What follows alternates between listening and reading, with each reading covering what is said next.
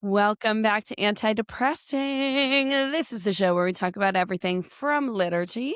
To Lexapro. Good morning, friends. It's a beautiful day to be alive because you're listening to this on It's a a beautiful day in the Friday. neighborhood, There it is. That's Daniel isn't it? Tiger Mom.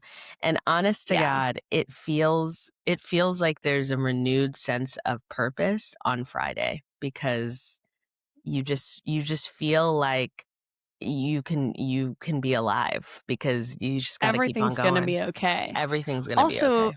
it was just daylight savings. Mm, And let me tell you, I feel like we saved the daylight. mm. I am in such a great mood. Like the sun set last night at 6:45 Oh, p.m. wow. Everything's healing. The birds were Mm. chirping. Now it is supposed to be extremely cold and snowy starting like tomorrow, but yesterday everything was okay, you Everything know? was okay. So never Yeah. forget. Never Never forget the forget fact. yesterday. Yeah, never forget the fact that for one evening, everything was okay. Everything was fine. And you Yeah. really need to cling to that sometimes in life. And Yeah. I just want to speak to the power of mindset for a minute. Okay. Okay. Mhm. Because Saturday into Sunday, Mhm. we had daylight savings. I forgot, as one does. My Yeah. dad sent out his annual text to all of the kids. Still forgot. It doesn't my phone changes it. What's the Yeah. difference? Um, so we woke up and Steve and I were like, "What in the world?" The kids slept till 7:30. All of the Mm. kids. And they normally wake up at like 5:30. So either way, it was crazy. Yeah. And we were like, "This is so crazy." And we went through the whole day being like, "I can't believe we slept so much. I am just so awake. Like, I am riding this high." And then, like, as the day went on, I was like, "I'm a little tired." And, like, that's unacceptable. Like, I slept until 7:30, which is like real sleeping in our house. Yeah. And so I was like, "I have no right to feel this way." And so I just didn't. So all day we just kept being like, "We're awake." And then in the afternoon, at some point, Steven was like, "Hey, we lost an hour of sleep last night." And then I was like, "I am so tired. Everything is so crazy." Like, I'm actually exhausted. I've been And lying that this entire yeah, time. that 1 hour can really shift. So really, life's what you make it. So let's make it rock. I was like, "Please, let's make it rock, babe." Yeah. And honestly, yeah, daylight savings has quite literally kicked my butt. I Yeah, feel as if yesterday, I thought I was just like I didn't even know where I was half of the day. At work, I just kind of felt it's like I was confusing, right? existing. Yeah, and, there were multiple times yesterday where I was just like, "I don't even know who I am because I'm so tired." And, Yeah. yeah, but you know what? Last night, I when I came home from work, it was 5:15, and Mhm. then the sun did not go down till 7:30, and I felt like I See? was I felt like I was I felt like I was in, like, a dream. I could hear the Yeah. birds, and then I saw the sunset, and I still had Mm, time to sit outside and enjoy it, and I just felt like, "Oh my gosh, is so this what pretty. it's like to not drive home in the dark? This rocks." It does rock. I really feel like it, and I feel like this one is so much better than the other Yeah, one, yeah.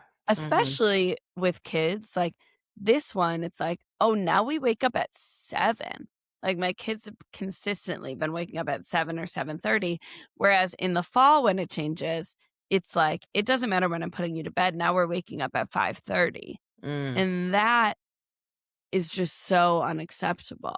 Yeah, because that feels horrific, to wake up at that time, and Yeah. honestly, I'm not blessed with the awesome children that you have, um, but regardless, waking up at 5:30 just seems like a nightmare. So, I mean, truly, it doesn't yeah, matter who you are. The interest like, I don't know, I don't know, daylight savings needs to be abolished, and I think we spoke on that before, so we don't mm, have to keep, mentioning it, but it's time. it's time. And I'm over the mini adjustments multiple times a year. But Yeah, this one, I'm gonna see the positivity where there is one, which is that it's light longer, the world is healing, and we're gonna see each other this week. So when this episode drops, we will be together, and that is the big news of the week. That is the big news. We will be driving to Fort Lauderdale to go on a cruise. It's going to be awesome. It's So, happening. yeah. So, as you're listening to this, we are boarding a boat. So, pray for us. Pray for our Pray for tummies. us. I'm going to buy some Dramamine from Walgreens. A great idea, And honestly. Yeah, we're going to let it rock. So, it's going to be awesome. the Yeah. best. Yeah. In the meantime, while people are anxiously, praying for us, Yeah, I'm sure they would love to hear some anti-depressing Catholic news. Would you? I think they would adore it. Okay, I love that. Well, for our anti-depressing Catholic news today, we have Sister Norma Pimentel, was named one of the Times most, one of the Times most not powerful women of the year. What is the expression that I'm Is it thinking of? impactful? Impactful women of the year. So Dr. Chanel, Sister Norma is the executive director of Catholic Charities of the Rio Grande Valley, which is located in Brownsville, Texas, which is this awesome, awesome, awesome town, actually, where the National Eucharistic Pilgrimage started a few years ago. So she's the executive director, and she has a humanitarian center that has served more than, and this is according to Time, um, 100,000 migrants, providing them with food, shelter, and essentials like clothing and hygiene products. And so last year, especially during the immigration crackdown, the number of asylum seekers fell to 0. Rather than closing, she started helping community members who were old, elderly, hungry, or experiencing homelessness. And so she's rocking and rolling. She's really So cool. living out. She's living out our faith in such a dynamic way. Pimentel, according to Times, is known as the late Pope Francis's favorite nun, quote unquote. And she aims to Flex. bring light, light in the midst of darkness. The respite center provides up to 3 meals a day to hundreds of people a week, plus natural disaster and emergency relief and short-term rent and utility assistance. So, congrats to Sister Norma, I know. because she literally deserves it. She is one of Time's Women of the Year, and we're just like really blessed to be in the same day and age as her. So keep rocking and rolling. Love that. What a innovative, creative person. She's like, Mhm. "Oh, we can't have the like, our numbers are at 0. Let's use this space for good. Oh, we lost our funding. Let's find donors." Creative solutions to really horrible problems. Mhm. And so it's Mhm. nice to see someone who has gotten church acknowledgement from Pope Mhm. Francis getting real world acknowledgement, getting Mhm. acknowledgement from mainstream society, though I'm sure that is not her goal or really shouldn't be any of our goal. It's beautiful to see it and to have her work highlighted, which will hopefully and prayerfully lead to more donors, more support so that she can continue the work that she's doing in the community. Absolutely. Absolutely. So Love it. thank you so much, Sister Norma, for your work. She is our anti-depressing Catholic news. And now we move on to more important things. Shall we Um, dance? we shall. More important things is crazy, but do you wanna dance? Yeah.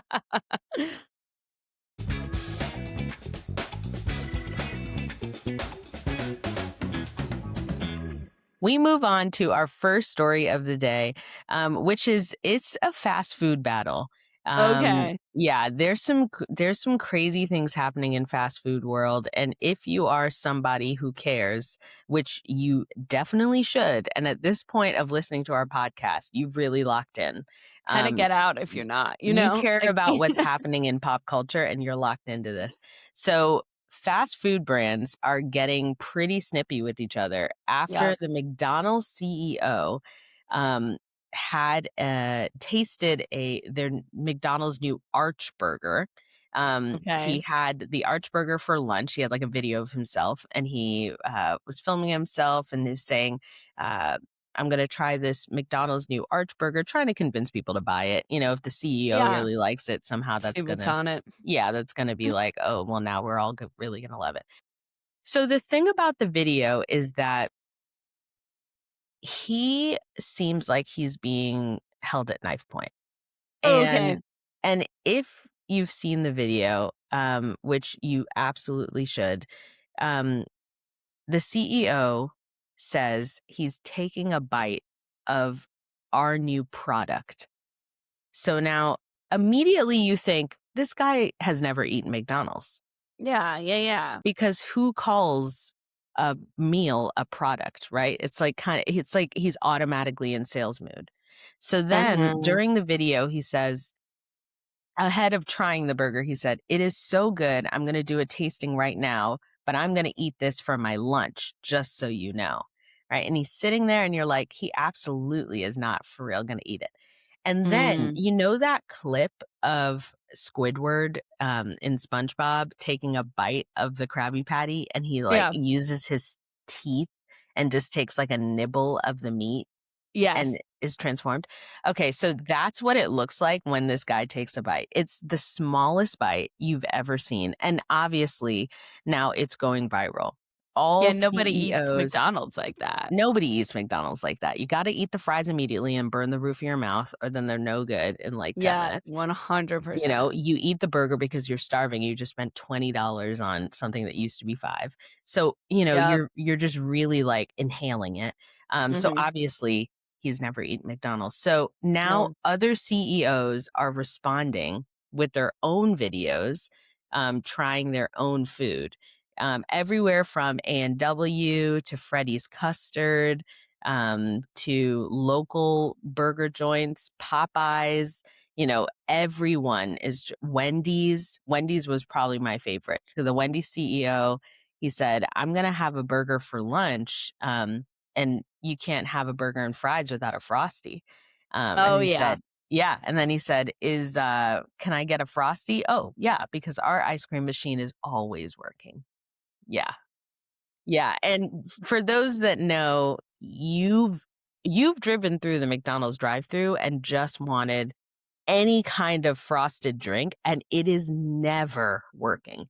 Yeah. It Those is never working. 49-cent cones mean nothing because they Never. are never available. It's never working. And so honestly, it's really getting intense. And this it brought to mind to me, um, Living. like what my favorite fast food brand, who do I have loyalty to, you know, because who seems the Well, that's a really realest? good question. If Yeah. they are all going to war, who are we fighting Who for? are we fighting for? And my question for you is, who are you fighting for? You know what? I don't eat at Wendy's a lot, but if Mhm, we're talking terms of, like, what brand would I actually get behind? Their social media presence is off the charts. It's mm, always been good. Like, mhm, Wendy is all over was used to be all over Twitter, like, clapping back at anybody who said anything, and it just is so funny, mm, and it's provided such entertainment for us throughout the years that I think if I had to stand behind the brand of a fast food restaurant, mhm. then Wendy and I are going to battle. Like, we're Yeah, ready. She's yeah, in her pigtails, I'll get matching ones, and we're gonna fight. Like, I yeah. get it. Um, I think this is, like, one of the funniest things that's happened in a long time. I have been off of social media for Lent, as we've discussed. Steven showed me this. This is the one thing he showed me from social media the whole time that Lent has been happening. He was like, "Have you heard about the fast food drama?" And I was like, "Well, where would I get that news?" You know, like, where would I get that? And he was like, "You have got to see this," and, like, pulled up the original video, like, was showing me all this stuff. Mm. Um, and, like, some of the comments on the McDonald's thing that were like, "Oh, we love product." Like, my favorite thing to eat for lunch is I product. love I love product. My favorite is product. Yeah. Like, so good. But Wendy's response was the one he was like, "This is hilarious," and everybody's like, "I'll do anything for Wendy's." Like, this CEO seems like a real human person, Mm. and you know what? That we need more of that, so I get behind that. Who would you fight for? Honestly, we do need more. S I was impressed because Wendy's did post, on March 5th, a contest to hire a chief tasting officer with an $100,000 salary, and I've Did you never felt. apply? I wish I would have seen it earlier. I know. And Popeyes chimed in, this is all going down on X. They said they really do need to hire someone to taste their food, to be fair. And then Wendy's just responded, "Flop eyes." And I just and for that, Wendy's has the way that Wendy's doesn't care on their social media is my favorite. Um, because they just are like, you're not good. That all they had to say was flop eyes. And that's it. Do you guys remember when Uh, people were oh being my shot over Popeyes chicken burgers? Do you remember that that? when they dropped to those, like, The chicken chicken sandwich? sandwiches? Do you Yeah. remember that? Like, and when we're talking about And for loyalty, what? no, I'm not that loyal. Okay. No, nobody has loyalty to a brand the way that Popeyes people have loyalty to Popeyes. Because Like, there's they no don't way. care. Okay. But like, I am really into Wendy's because of their social media. But one thing that I will Yeah. say is that I'm going to need Bojangles to jump into the chat because Oh, such a good point. because I do mess with Bojangles. Also, I I've did had see Bojangles once in my life. How have it's we been so friends for this long? It's so good, and so I their chicken tenders are so good, so I'm gonna need Bojangles to jump in the chat. Yeah, where's Cane's? I'm gonna You need know? Cane's to jump in the chat. Honestly, I did see Red Robin in the chat, Of and course. Red Robin, though, is like a sit down. Red Robin doesn't even have a dog in the fight, and they're They ready to don't. fight. Because There's they're like, respect "We're a there. whole sit-down restaurant," you know? Yeah, it's so So true. honestly, I felt really seen by this competition because there's a lot happening in the world, and this felt like the thing that should take my attention. Yeah, I think so too. I love that they're letting whatever either millennial or Gen Z social media marketers for these brands just go to war. Like, Just go to war. there's multiple social media people at these companies, and they are having the time of their life right now. They're all sitting in a room, like the people from Wendy's being like, "What should we say?" And then I just Mhm. saw on what you were talking about when Popeyes said about Wendy's that they need a taste tester, then Church's Chicken reposted and said, "Who's gonna taste test your biscuits?" And then Popeyes responded and was like, "I'm glad we could make you relevant again." I'm like, "What is happening?" Like, this is like a high school drama, a text exchange, but it's happening between fast food restaurants. My only one request in this is, do you remember during quarantine when Lou Balin, is that how you say his name? On YouTube was making, like, the songs about internet fights, like Facebook Mhm. fights. I just want a, like, parody song Mm. with all of these fast food restaurants attacking each other. Mhm, mhm, Like, he mhm, went mhm, on Jimmy mhm. Fallon one time and did one, then he just did some YouTube videos.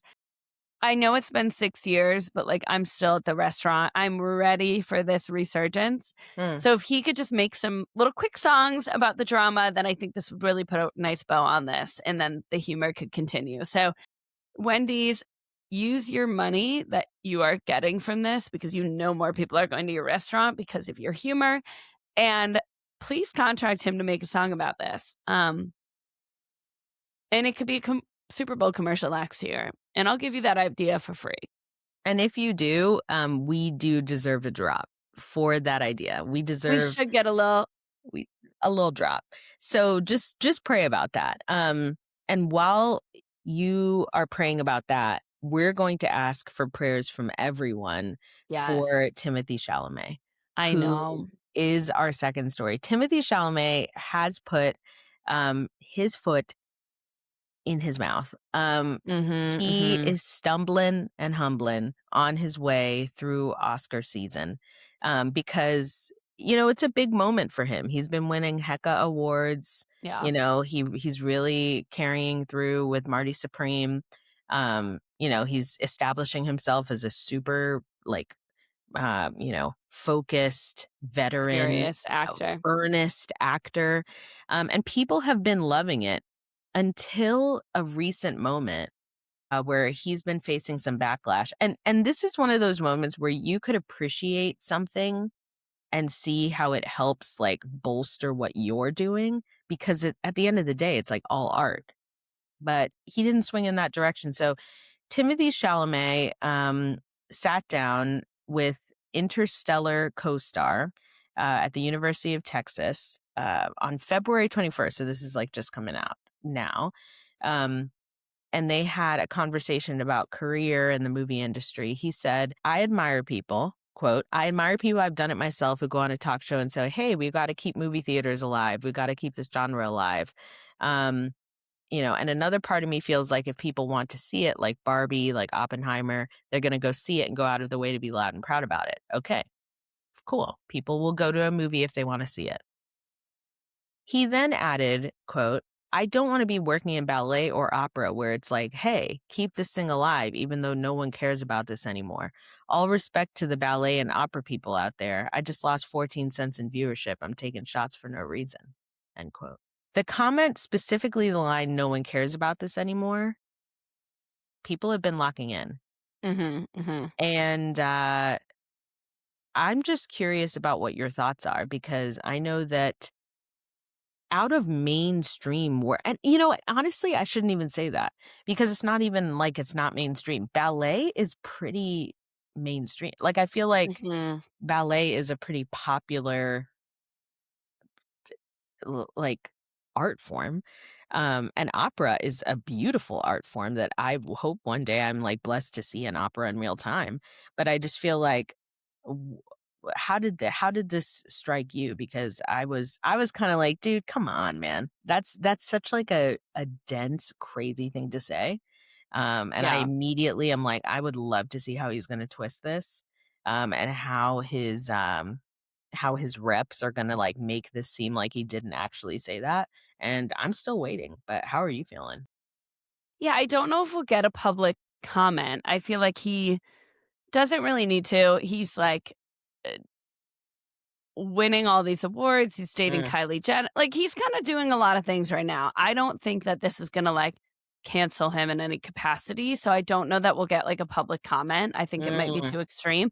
If mhm, anything, if he wins an award, which I'm sure he will this weekend, I mhm, think maybe woven into his speech, he might try to smooth things over. Um, here's what I'm always trying to play, like, devil's advocate, because okay, context matters and we do it, don't know these people. do it. So, he looking, like, deeper into his situation, his mom, his sister, and his grandma all went to, like, the ballet academy in New York. Like, he is surrounded by people who are in that art form and who made that their careers. Like, he's talked about how he grew up backstage and, like, New York ballets while his mom was on stage, and that's what, like, inspired him to dream of a career in, like, acting and performance, and so I don't think he makes this comment out of flippantly being like, "Nobody cares, like, it doesn't Mm, matter." I think this is the comment of somebody who grew up in a home where his mom was like, "Oh my gosh, like, I can't make money in this," or "This is happening, nobody's coming to ballets anymore, nobody's" like, I think maybe that was a conversation and a comment in his home. That's an assumption. Who knows? okay, okay. But I do think, like, I don't know, I'll say things like, "Nobody cares about Christian music anymore." I'm also Mm, married to a Christian musician who will be like, "Wow, it's, like, really hard to mm, get attention." Or I'll be like, "The Christian music industry is so, like, kind of obsessed with the same 4 people." And, yeah, like, people who might listen to that might be like, "No, they're not. Look, we support all these artists." But, mhm, like, in the experience of you and I having close relationships with a lot of people who are mhm, making good music and struggle to get traction, it feels like that. And so we'll say things like that. So I think context matters. I think what he said is nobody cares about it, not saying I don't care about it. Who cares? But as a culture, it does feel like we don't care about the performing arts. Like Mm, they're getting cut from schools. Nobody's providing for that financially. Young people aren't pursuing careers in that as often because they're like, well, for what? Like, or mm, they're not being exposed to it as a young age. It does feel like, in general, there's a lack of care about the performing arts. I don't think that's a mm, crazy thing to like look at culture and observe that like nobody seems to be caring about it. And it seems what his point was like, if you have a really niche indie movie and then you're going and fighting for people to like come to the theaters, like support the arts, it's like, oh, if your movie's good enough, it'll stand alone. Like Barbie, Oppenheimer, like people went and saw it because there was enough buzz around it. And mhm, so that's kind of what it felt like to me. I think still overall, he should have maybe said more context. Like, it's a tragedy that people don't care more and they should care more about these things, but they don't.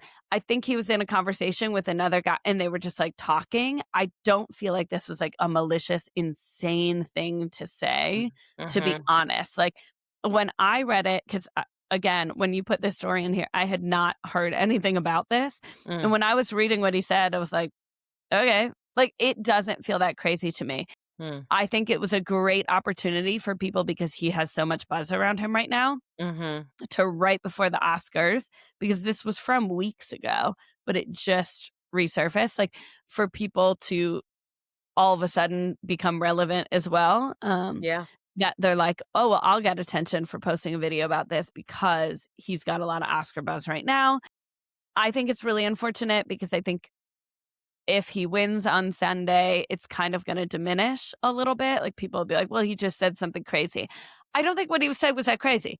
The mm, way that people are saying such crazy things about whole groups of human people and, like, whole I just think of all the things saying that, like, it seems like people don't care about the arts in general anymore, it's just not. I don't know. I think he should have had more tact, but I actually am not so deeply offended, even as someone who like I care a lot about the arts, mhm. and I still am like, I just don't find this to be as crazy as some people are finding it. And honestly, I think you said it. You know, I think what it is that he just should have had a little bit more tact. Yeah. And if, we're just erring on the side of probably what he meant, it really does seem like he meant, hey, people seem to just not really care anymore. Yeah. In the way of like, hey, people seem to not care anymore. The proof is in the pudding. Like you said, there's no money towards it. People aren't really Mhm. like pushing through other people to go see things like this. Not because they don't have artistic value, but because society as a whole seems to have pivoted like what they care about. And I Yes. think the thing is here is like seems like a short form interview where it was just kind of like people were It was asking quick. questions. Yeah. And it doesn't seem like he got a lot of time to really like flesh out what he was saying. I Um, agree. He you shouldn't have know, brought it up. and that's what I think. And I think sometimes even if you have like a good thought, if you don't have time to flesh it out, it might be time to just let it rock. Yeah, it's time to just not say it, and that's Mhm. okay. And I do think, like, kind of zooming out of just his comment and the backlash from it, which I will say quickly, as we've talked about, I think just like the quick cancel culture over literally anything you say is so crazy. If we went back and listened to all of our episodes, then like, bye everybody. Don't challenge Because people. Don't we have, challenge yeah, people. like, because we've said crazy, I don't know. I just think it sucks to be on that big of a stage and have Mm, everyone like microscope looking at your words. I think bigger, if we're looking at just kind of like where society is at right now, it is like the attention spans of young people are like so little. Like we are reinforcing short form media through like mm, TikTok, Instagram Reels, all the things. Like everything is quick, quick, quick, quick. Like, yeah, people aren't fighting, and potentially it's going to get worse fighting to go sit and watch a ballet, sit and watch an opera, even movies. People aren't, like, going to the theaters like they used to. Like, I do think that long form media and, like, radio like, lots of things are struggling because Mm, that isn't the way that we're training people to consume entertainment. mm. And it used to be, like, I don't know, way back in the day, even before, like, movie theaters, right? It's like, if you wanna be entertained, you're going to a ballet, you're going to a theater, you're going to something where there's, like, live people in front of you doing a performance, and that's just really uncommon now, that that's the only option. It's not there are still many people doing amazing work in those Oh, industries, absolutely. obviously, and there's still a lot of people who are bold supporters of the arts and are going to those things, but it's not like it used to be where it's like, "Oh, if you want to be entertained, these are the This ways is you can be what. entertained." Now Yeah. it's like, well, you have a screen in front of you that can entertain you all day, and Mm, so I do think these arts to what he was saying, people are having to fight to, like, please come see this. Please come do this. Like the press tours for movies, it's like gotta be in your face or people don't care at all. And so I do think it is really difficult. And I think it speaks to kind of like what we value as a culture right now and just our attention spans for art. And so it is fascinating to see like what that'll look like as generations continue on and what will have, like, value, you know? It will have value because it's good and it's creative, but, like, what will the culture value? mm. And you guys, and that is why talking to Jasmine gives me such life because the way that this chick she's just tactful.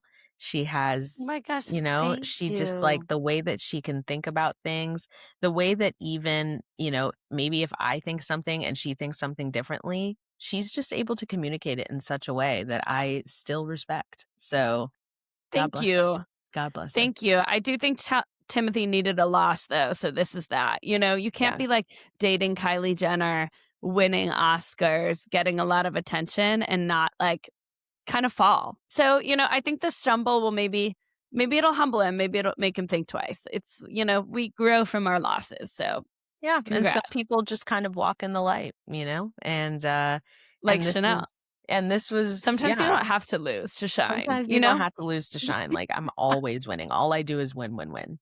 So speaking of winning, for our last, like, quick little blurb, unfortunately, you guys, we do not have time to lean into a full story because your girl Uh, gotta go to work. she's gotta go to work. But we do just wanna say that The Bachelorette does premiere on March 22nd, you guys. The Bachelorette does premiere on March 22nd. We will hopefully have an opportunity to talk about this before the actual premiere, but we Yeah, just want to plant the seed that if you go on Bachelor Nation's website, I am you looking. can meet the men of Taylor Frankie Paul, who is, of real oh my gosh, Mormon Wives fame. Um, you can meet the men of her season, and, you guys, it's gonna be a roller coaster. It is It going is. to be a roller I'm coaster. overwhelmed. Yeah, I am truly overwhelmed, and I'm just gonna I'm pick like, someone from first scroll, and I would encourage you to as well, Jasmine, okay, I'm before trying. we I'm leave looking. I'm these people. looking. I'm just gonna, like, I'm just gonna kind of move my finger up and down my mouse and And just then just kind like of stop on kinda someone, land on someone. So not here we even go. look at their. Here we go. Okay, not choose based on their picture. Okay, Here we go. 1, 2, and okay. I landed on Marcus. I Marcus. land.